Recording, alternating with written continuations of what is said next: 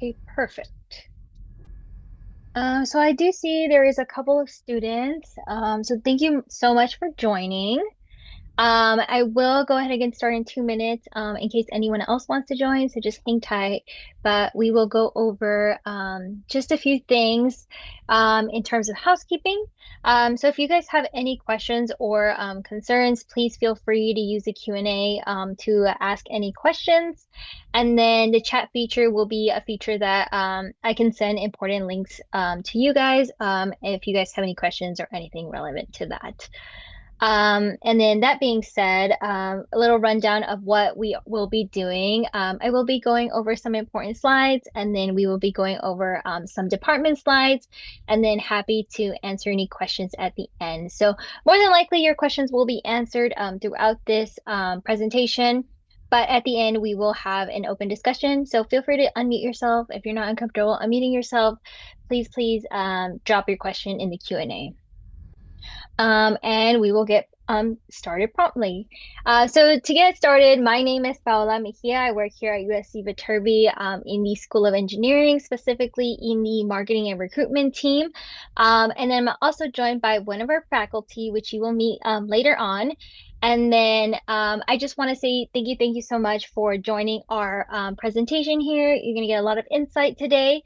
And then I also want to congratulate you on your admissions and obviously welcome you to the Trojan family.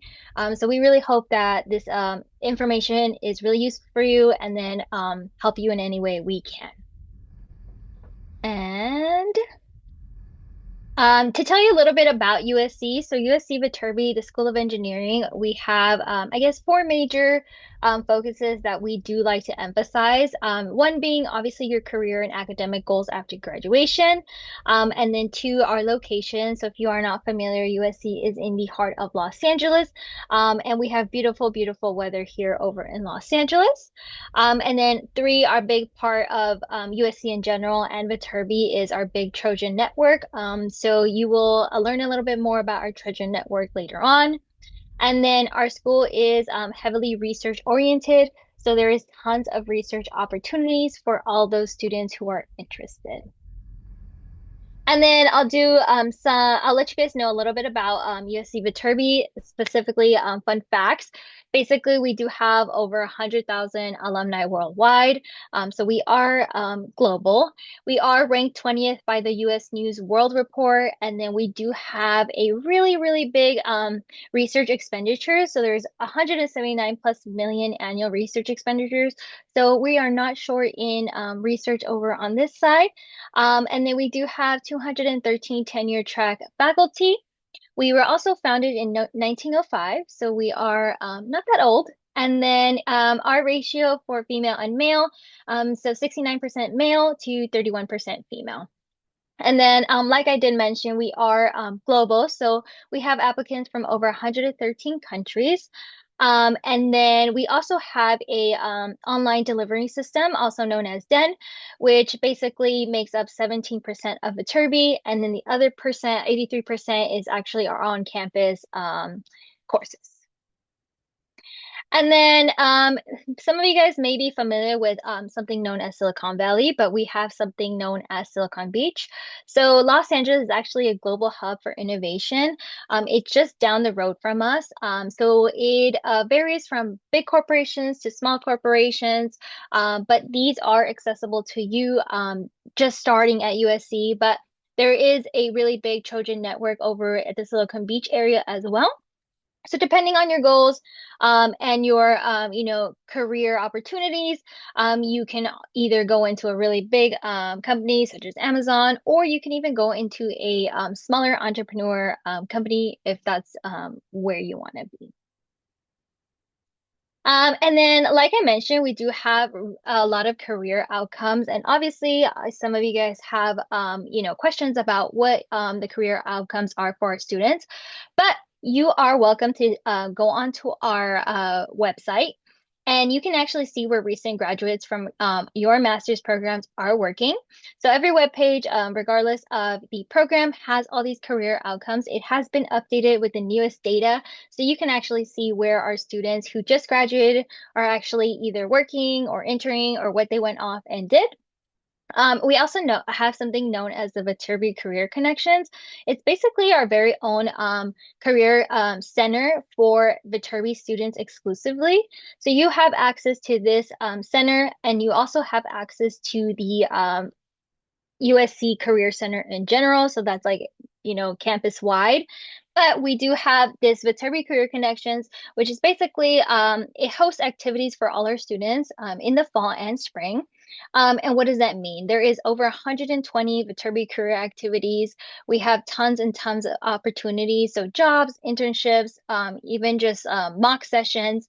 So we do have for example, they do post over 32,000 jobs for Viterbi students, either on Handshake or they do just send those out through their, mailing system. And then they do have tons of employers and recruiters attend the Career and Internship Expo. And if you didn't know what the Career and Internship Expo, it's basically a whole week where they do bring a ton of employers and they set up on Truesdale. And then you have the opportunity to go and talk to actual recruiters and employers, hand out your resume. You can get dressed up and talk to all anybody and any company that you wish. Sometimes you can secure an internship, sometimes you can secure a job. So there's endless opportunities for that expo. And then I did mention the employer hosted information sessions. So basically a lot of well-known companies will come and talk to our students, which you can also sign up to attend. And then there is specialized activities for Viterbi students, so like the Graduate Student Career Readiness Week, how to get hired series, networking events, mock interviews, company site visits, alumni panel, and mixers. And all of this is free and accessible to you as a USC Viterbi student. So endless opportunities. You just have to go and sign up and then attend. And then you may be wondering, well, what do I do now? So basically, the next steps are you explore in-person and virtual admitted student events. So such as this one, you are taking a step into our virtual events. We do have a couple on-campus events for those of you who are local and would like to just visit campus, get some idea of what campus is like, and then just explore any resources or faculty or staff, that is also an opportunity. There is, for those of you who are not in Los Angeles, there's a virtual tour of USC's campus. If you would like to take that tour, you are welcome to do so. It's actually a really cool feature that we have on our website. And then the other thing we do encourage you to do is to chat with a student ambassador. So if you haven't had a chance to actually talk to a student, and a student ambassador is actually a current graduate student, and they can also just give you life experience at USC, or anything regarding academics, or any really question that you have that may be of a concern, and they can also help you with. It's a really cool tool, and you can also just chat them 24/7. So if you do want to reach out to someone, there is people available for that as well. And then you obviously want to learn a little bit more about the Viterbi community, the services, resources, student organizations, wellness initiatives, and more. You can scan the QR code for our admitted student page, which seems like a lot of you guys have already been there, but if you want to do a deep dive, you can also do that. And then I also encourage you to just check your email regularly for more information about upcoming events and just more resources in case you have any doubts. I know it can be a little anxious just trying to figure out if grad school is a good option for you and what grad school you may be attending, but definitely just keep your email on hand, check regularly, and then ask any questions that you may have. And then important things that you need to do if you decide to accept your admissions is you need to submit your statement of intent and commitment deposit by the deadline that is listed in your USC portal. So all of you guys should have access to your USC portal, and that'll have your date on there that you will submit your statement of intent when you are ready, and then commitment deposit by that deadline. After you've submitted your statement of intent, if you are an international student, this one will apply to you. You have to request your I-20 and then initiate the visa process. So that if that applies to you, just start prepping for that. And then along with that, for everybody, you guys do get access to pre-orientation resources. You are welcome to join the Viterbi mentorship program. And then you can also connect with your department through academic webinars such as this one, and then begin exploring and securing housing options as well. And then that being said, I can go over before we move on to our department slides, but I do want to go over a little bit about the mentorship program. Basically, the mentorship program is actually a program that our students can access. It's supposed to be like, let's say a buddy system. So you actually get paired up with someone from your program who's already enrolled. And it's a support group that you can use and lean on to, in case you have any questions. Sometimes it is a hard transition just going into grad school. Maybe some of you guys are international or just, coming to Los Angeles for the first time. So it's definitely a really, really good program. If anyone wants and needs that resource, it is available to you. And then the other thing is we do have housing options. So I want to talk a little bit about that as well. Basically, we do have graduate housing that you can apply for. It's directly through USC. But other housing options include, living off campus. And usually it'll be, maybe an apartment or something nearby that is also an option. So depending on what you want and what you need for your needs, you should definitely check those out in case you are worried about housing and just figuring out how to move to Los Angeles. That being said, I will move on to our professor here. And he is our professor of electrical and computer engineering, computer science, and physics and astronomy. So a whole lot, but he can tell you a little bit about himself and introduce himself. I will give you sharing abilities, professor, and then you can go. Thank you very much, Paula. Yes, I'm Todd Brunn. I'm a professor here. I'm a professor in those different departments, which is reflective of the interdisciplinary nature of quantum computing. So I'm a physicist by training. My primary appointment's in electrical and computer engineering. And of course, that involves a lot of computer science and related topics as well. So this is fairly typical among the faculty here. I'm going to go through some slides very quickly about the quantum information science program in particular and the field, and then I will happily answer any questions that you may have.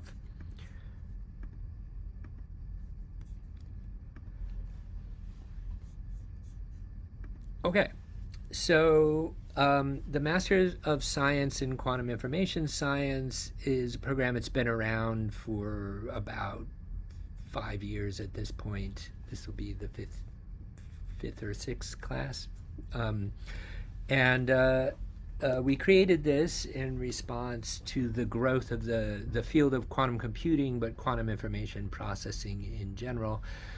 So this has been in existence as an academic subject since the mid-1990s, but just in the last 5 to 10 years or so, it's really taken off in industry as well. So there were always some companies involved, but a number of companies have begun to invest heavily in this area.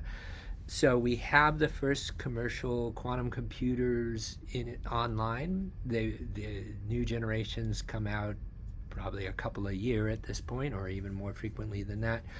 Here's an image of one such approach, which is a superconducting quantum computer. That whole thing sits inside a dilution refrigerator to cool it down to, a few tens of millikelvins. So there are some major companies that have moved into this area. So IBM's been in for a long time, but they have a major hardware effort. So does Google. One of their quantum AI has nearby offices in Venice Beach and in Santa Barbara, not far from here.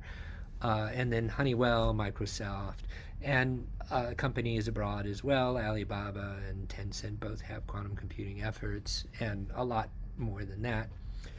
And in addition to those sort of big established companies that also do a lot of other things, there are some startup companies, quite a few at this point. Here's a very short list. Idée Quantique, which is run by a former mentor of mine, or was founded by a former mentor of mine in Switzerland. D-Wave, which is in Canada, Rigetti in the Bay Area, IonQ in Maryland, uh, Q Control, which has offices in Los Angeles as well as in Australia, and Xanadu, which has offices in Southern California as well. So what used to be primarily an area of academic research is now moving into commercialization, and this is opening new opportunities for employment working on in industry as well as the academic path. Okay, so what are the applications of quantum computing and quantum information science? So among the earliest was cryptography. So Ide Quantique, the company I mentioned, they make quantum cryptographic systems that you can buy now, and there are several other companies in that area as well. One of the major applications that people are working on developing in these near term, these so-called NISQ, noisy intermediate scale quantum processors that we have now, is for quantum simulation. So simulating quantum systems, particularly for quantum chemistry, but also in some other areas as well. So this is probably the first application of quantum computing that's will soon it already can go beyond what classical computers can do, and hopefully will increasingly have applications on real world problems. Another area people are very interested in is quantum algorithms for optimization. So this is an active area of study right now. One reason people are keen on this is because we know of algorithms for solving large linear systems using quantum computers. Related to that is so-called quantum machine learning. So this is in its infancy. I mean, existing machine learning systems are gigantic computer programs, so the quantum versions are very small compared to that.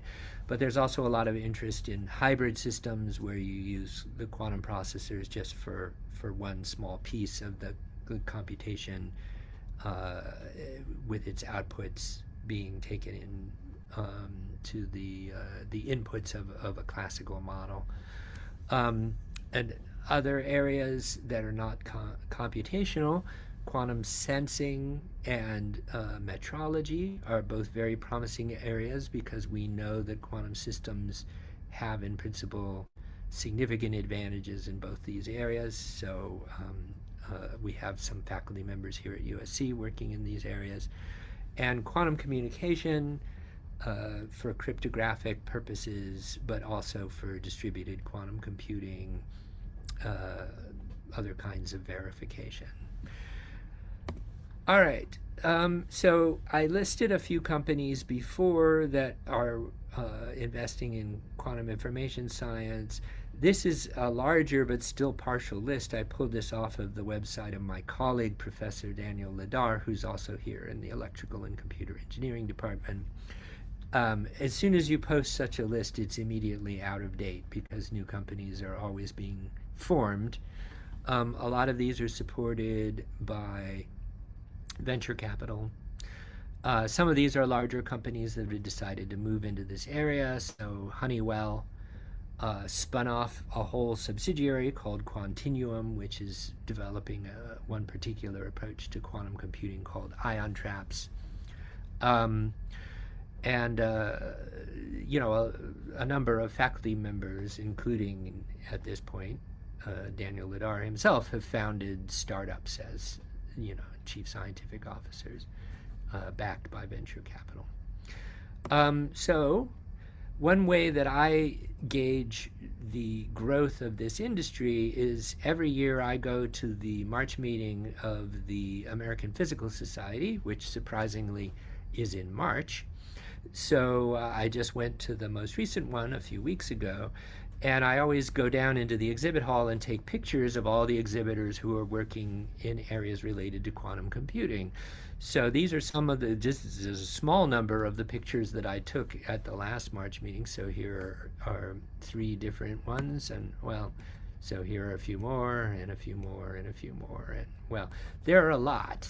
Right.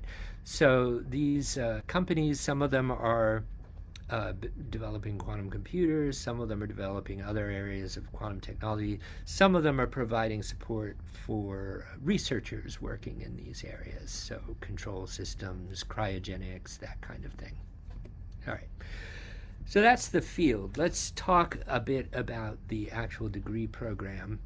So this program was created as a collaboration between several different departments here at USC, especially electrical and computer engineering and physics, where most of the faculty in this area are, but also including chemistry, computer science. Actually, there's a faculty member now in industrial and systems engineering who works on quantum optimization algorithms. So it's pretty multidisciplinary. Uh, the degree program itself is designed to be 28 units. So a typical class at USC is 4 units, which would be 4 hours a week of class time plus an additional 8 or so homework, reading, etc. projects. So this breaks down basically into 2 classes that are required of all students in this degree program. This is EE 520, which is the Introduction to Quantum Information Processing, and Physics 513, which is Applications of Quantum Computers. So everyone takes those classes. Generally, you'll take them in your first fall and then spring semester.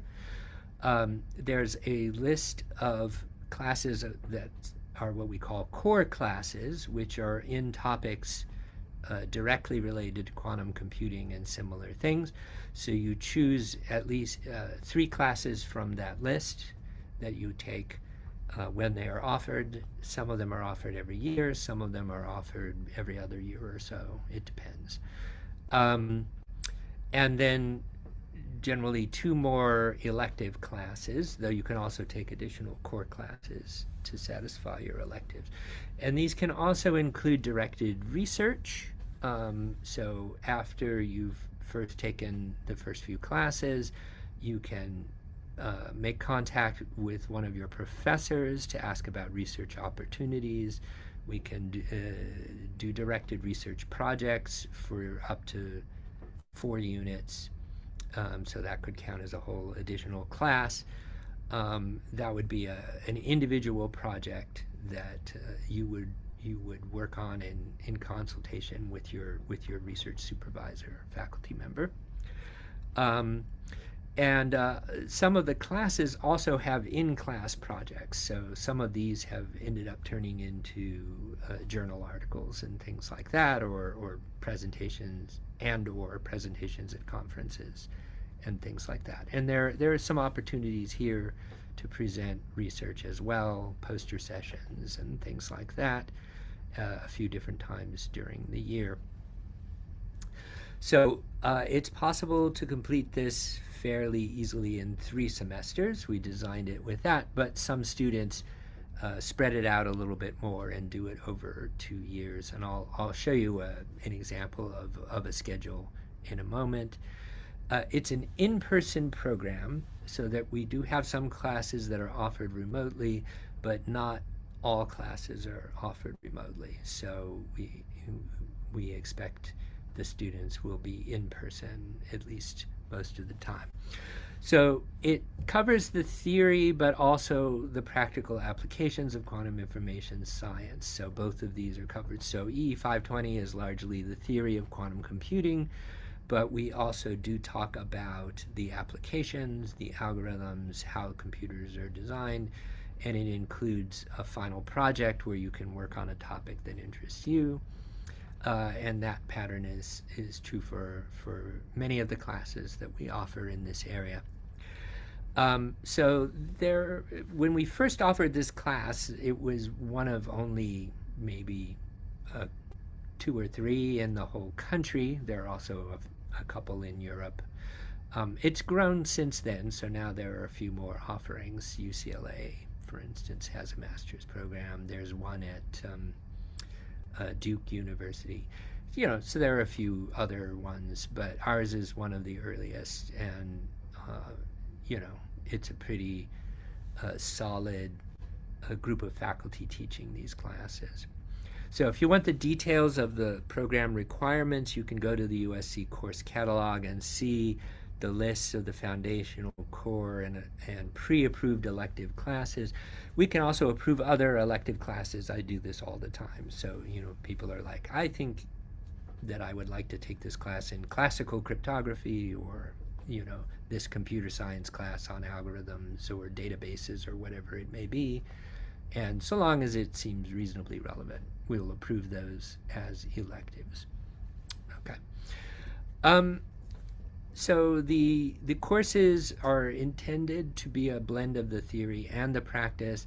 So for Physics 513, for example, which is one of the two foundational classes, you will run algorithms on actual quantum devices through the cloud. Sadly, most of them you can't really lay your hands on. They live inside of dilution refrigerators and in magnetically shielded labs. But we can run programs on them through the cloud. You can, as part of course projects or through directed research, work on applications to real-world problems. And the goal of this is to prepare the students either to go into industry in this area for opportunities that exist in engineering, design, programming, and so forth. Or some of our students, a fair number of our students, decide they want to go on and get a PhD. And so we have a lot of students who do that as well. And the faculty who teach the classes are all active researchers in this area who supervise doctoral students who also take these classes. So you'll be in the quantum information community here at USC, faculty, postdoctoral, and doctoral students, as well as other master's students. So there are a lot of different electives. There are choices of different core classes. These are offered in a variety of different departments. So ECE and physics, but also chemistry, computer science, industrial and systems engineering, and mathematics. I'm probably forgetting one or two. Anyway, there are a lot of different options.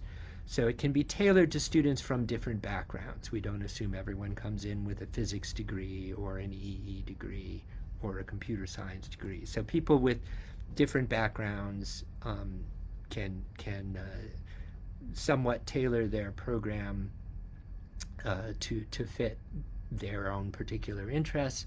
And the foundational classes, we try to teach those without assuming any particular background. You need to be comfortable with math and with programming computers, so these play a significant role in a lot of our different classes. So you should be confident in your mathematical skills in particular. But if you've got that, whether you come in from physics or chemistry or engineering or computer science or whatever the case may be, you should be able to design a program that suits you. All right. So here are some of the classes that we offer. These are foundational and core classes that are directly relevant to quantum information science. So these are our two foundational classes, EE 520 and Physics 513. And then we offer a variety of other classes directly related to quantum information science. So open quantum systems, which is Physics 550, quantum error correction, which is EE 514, quantum information theory, which I'm teaching right now, EE 589. Quantum devices is another physics class. That's our most hands-on hardware-oriented class, taught by Eli Levinson-Falk in the physics department. Quantum sensing, which is another EE class offered by one of our faculty members here, Chuntao Chuang, and so on. if you look at the course catalog under the program, you'll see the list of classes that are pre-approved. And as I say, we can approve new classes. And new classes are also created fairly often. So we this list of classes has grown over time. All right. So a typical schedule, or a fairly common sort of schedule, you would arrive in the fall. You will take EE 520, which is the first of those two foundational classes, and probably one elective class as well. So depending on your background and your interests, this could be, for example, EE 510, which is linear algebra. Linear algebra is the sort of core mathematical discipline that you need for this subject. Or you could take a quantum mechanics class if you're interested in understanding the physics better, either in the physics department or here in ECE. We offer a couple of quantum mechanics classes, or probability theory. There are many, many choices. In the spring semester, then you would take Physics 513, the other foundational class, and maybe one of the core classes, such as Physics 550, Open Quantum Systems, but there are other possibilities as well, and then a second elective class. Over the summer, you can get an internship. The Career Center can try to help you with that, and we can also try to guide you to companies that hire interns during the summer. You would apply during the spring. But some students also stay around during the summer and do directed research over the summer with a faculty member here. And then in the fall, you would take 2 more core classes to complete your requirements. Some students spread these out. Some students take more than the minimum number of units. If they have additional interests, you can take extra computer science classes or whatever it may be. But this is one fairly typical example. All right, so that's my presentation. So thank you very much for your attention, and I will be very happy to answer any questions. So maybe I'll stop sharing for the moment. So we do have a question in the chat. Do you know the answer to this one, Professor? It says, what percentage of students go on to PhD versus industry in this program? That's a good question, and I don't know the exact number. My subjective feeling is that it's pretty close to 50-50, actually, is my feeling. But honestly, I don't know the exact numbers. It could be 60-40 or even perhaps a little more skewed than that. But a fair number decide to go on and get a PhD. Some people decide to do this master's program because they worked in another area and they want to transition into this field and feel like maybe their background wouldn't get them directly into a PhD program in this area. Others just decide they like research and they'd like to go the PhD route. And if you there's a lot of industry research also, and for that it can be helpful to have a PhD. That's what I kind of figured, but wanted to make sure. Yeah. And then we have another question. It says, what is the precedent for MSQS students to participate in directed research in the first summer after they enter the program? What is the what? Precedent. I cannot say this word. Um, What is the precedent? ah, Uh-huh. for doing it in the first summer?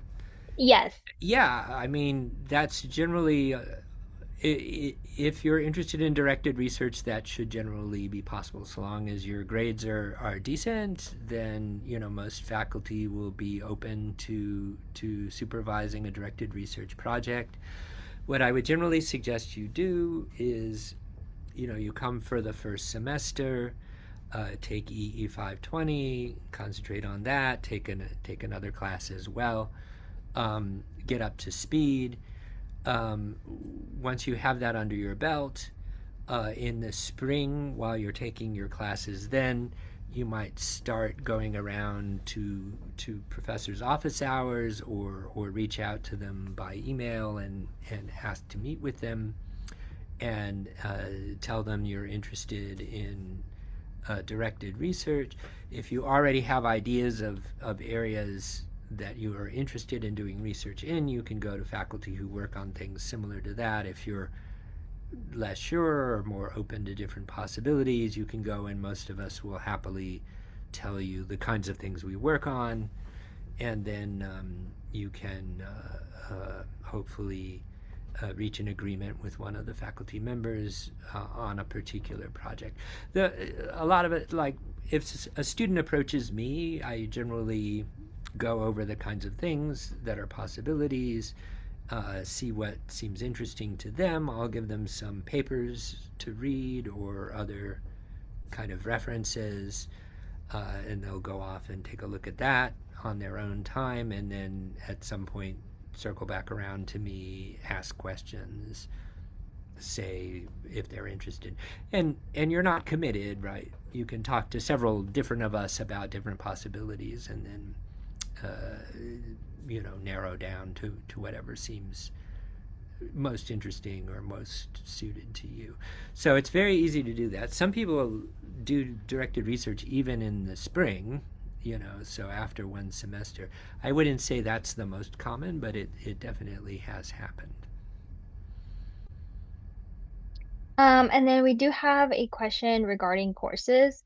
Mm-hmm. So I think you'd be a good fit to answer this. Basically, they asked because there is a limited list of summer courses or elective list.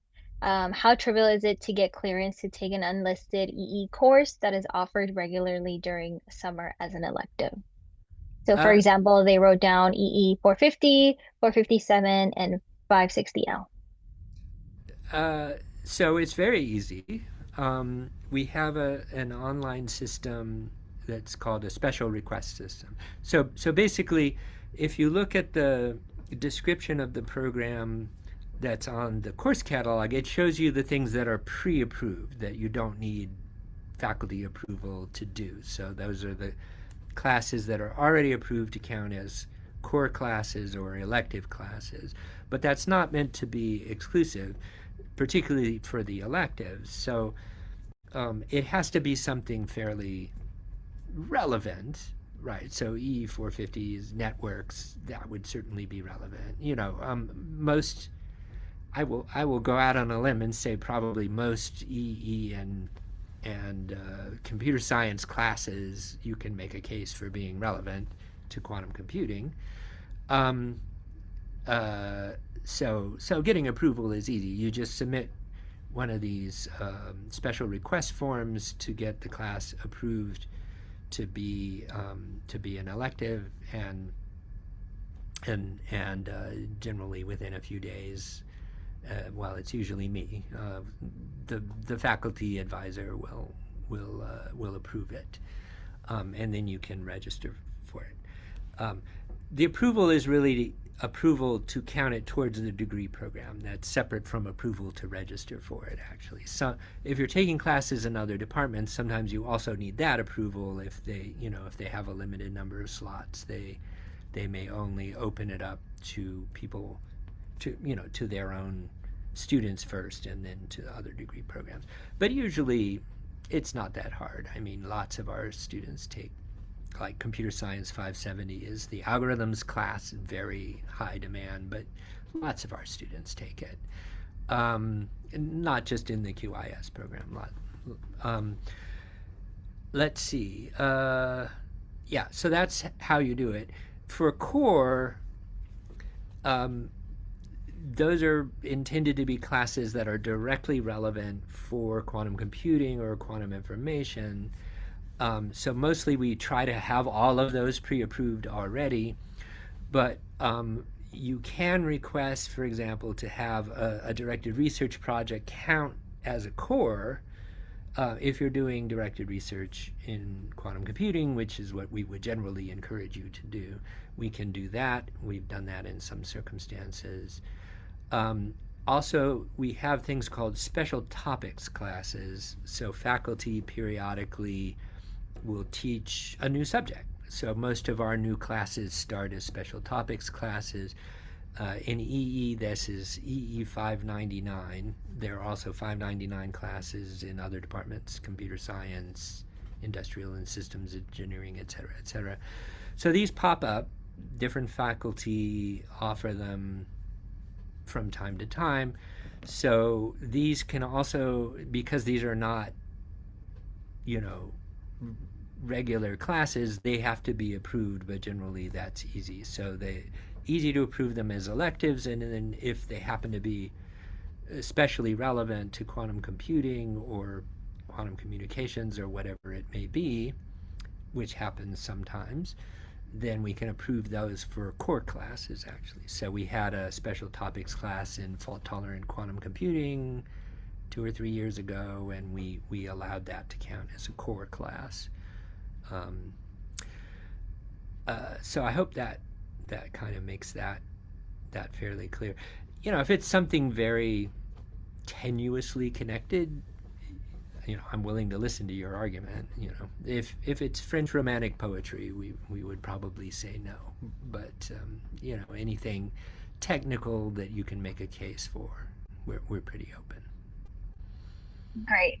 I did put the course catalog in the chat for anyone who was interested in looking at those courses or didn't get a chance to do so. But they are listed there if you do want to look at those electives. Does anyone else have any other questions? We are happy to answer any questions here.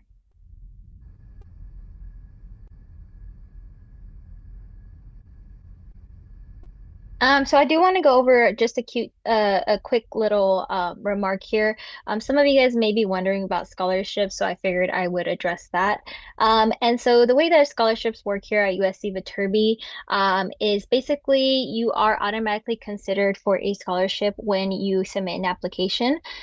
So that is just, you know, any application, any program, you're automatically put in a pool. And then if you are scholarship eligible and marked as scholarship eligible, you will be notified by my team, the admissions team, in regards to a scholarship process. And then if you go through that process, then you are likely to be notified. And then if you are selected, then you will be awarded. The other thing I do want to encourage is if you are seeking opportunities and are not notified, definitely seek outside resources in case of that, if that's an interest to anybody and just kind of wanted to know what scholarships look like at USC Viterbi. And then another question did come through. It says, how big have the last few QIS cohorts been? Um, so last year's was small for reasons that I think don't have much to do with the field itself.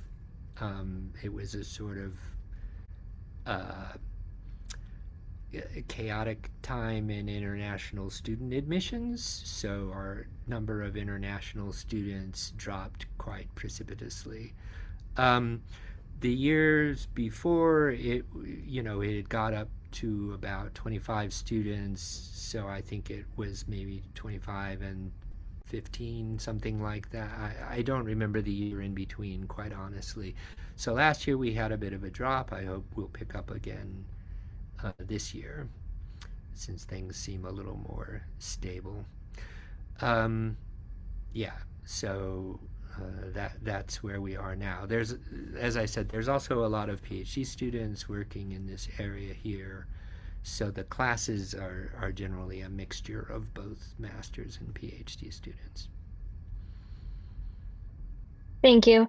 I did send in the chat just the career outcomes in case you were wondering where those students are or, you know, the data that we have collected from them. It has been updated with the 2025 information. So if that's of interest, you can also review that. Any other questions? I know we're a small group, but we're a small and mighty group here.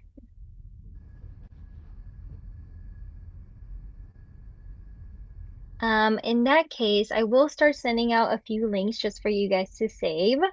I do have our ambassador chat in case you want to chat with an ambassador. Um, it is here. Basically, like I mentioned before, they are available 24/7. I think I do have a Quantum ambassador here who's actually on a volunteer um, basis at this moment for the ambassador, but was an ambassador, has gone on and graduated, but happy to answer any questions you may have. I know a lot of time you guys connect with them through LinkedIn or other socials, so you guys can reach out that way as well. Our Trojan network is really big, as you will find out. So yeah, feel free to reach out and ask any questions that you may have. Any other last final questions that you guys can think of? Feel free to drop in the chat or unmute yourself if you're comfortable.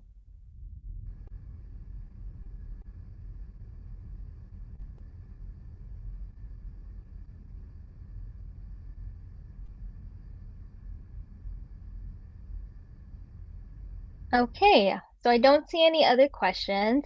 We will wrap up here. The last contact that I will provide you is actually our email. And I will also disclose that this webinar will be posted on our website right where you registered in case you want to review it and go through the slides at your own time, at your own pace. So that is also available to you guys. So let me drop down the admitted web page so that you guys can have access to that as well. But that being said, I do just want to say thank you before signing off for joining us today, wherever you may be. And then again, also congratulate you guys on your admission. This is a very, you know, difficult decision. Grad school could be a lot and overwhelming, but I really hope that you guys, take your time just to figure out where you want to be, what you want to do, and hopefully it is at USC. But here is this, that will be the recording available to you. And then the last thing that I will provide is our contact information in case that you want to email us at any point. We are happy to answer any questions. And then also want to just say thank you to our professor who joined us and provided all the insight for you guys. But My that being, pleasure. Thank you yes, for thank you. inviting me. And while I must admit, a somewhat flaky email correspondent, please do feel free to email me as well. Um, and if you don't hear back, it probably like slid by in my inbox. So feel free to follow up if you don't hear back within a few days. And I will, is it okay if I share your email on the chat, Oh Professor? yeah, absolutely. I can Uh, type it. I think. Okay, Oh great. no. Let me I'll see. do it. I'll do it. Yeah. No worries. Yeah, I can only send things to you, I think. Okay, yeah, no worries. I got it. So Hmm. let me just like, copy this email onto here. And that is going to be our last and final resource to you guys. But again, appreciate your time wherever you may be. And I really hope that this webinar was really insightful for you. And again, like I said, we are here to help you. If you have any questions, please feel free to reach out. Our community is really big and welcoming. So please don't feel intimidated to reach out to us. We are excited for you guys, and happy to welcome you to the Trojan family. But like we say here, thank you so much, and fight on. See you guys next time. Bye Bye. bye.